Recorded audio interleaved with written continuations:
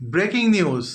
বাংলাদেশের সাথে একাত্মতা ঘোষণা করে বিশ্বকাপে ভারতের সঙ্গে যে কটা ম্যাচ পাকিস্তানের অনুষ্ঠিত হওয়ার কথা ছিল, যদি সেমিফাইনাল হয় বা ফাইনালও হয়, সেগুলো বয়কট করার নির্দেশ দিয়েছে পাকিস্তান সরকার। আজ সন্ধ্যা 6টার সময় পাকিস্তানের প্রধানমন্ত্রী শেহবাজ শরীফ এবং পাকিস্তান ক্রিকেট বোর্ডের প্রধানের সাথে একটি বৈঠক অনুষ্ঠিত হয়।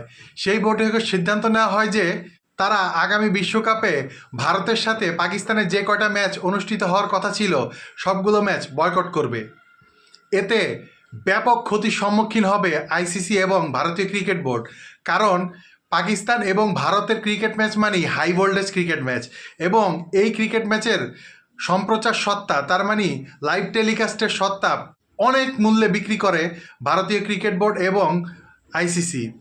এই ম্যাচকে ঘিরে হাজার হাজার স্পন্সর থাকে এবং সেই স্পন্সরগুলো থেকে মোটা অঙ্কের টাকা নেয় ভারতীয় ক্রিকেট বোর্ড এবং আইসিসি।